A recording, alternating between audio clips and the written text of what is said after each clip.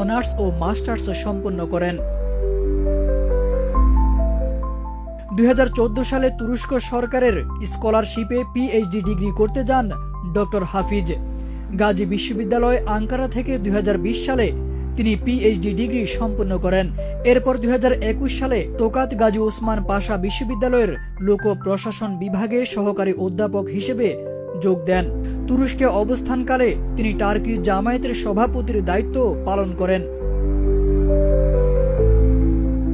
Doctor হাফিজ একজন গবেষক ও লেখক হিসেবেও পরিচিত। তার লেখা 3টি বই এরদোয়ান দ্য চেঞ্জ মেকার, আমার দেখা তুরস্ক এবং ইসলামী রাজনীতি তত্ত্বে রাষ্ট্র ধারণা পাঠক মহলে ব্যাপক সাড়া পেয়েছে এবং বেস্ট সেলার তালিকায় স্থান করে নিয়েছে। বিশ্বখ্যাত জার্নাল ও প্রকাশনায় তার লেখা গবেষণাপত্র, বুক চ্যাপ্টার এবং বিশ্লেষণমূলক নিবন্ধ ছাপা হয়েছে। তিনি একাধিক আন্তর্জাতিক সম্মেলনে অংশগ্রহণ করেছেন।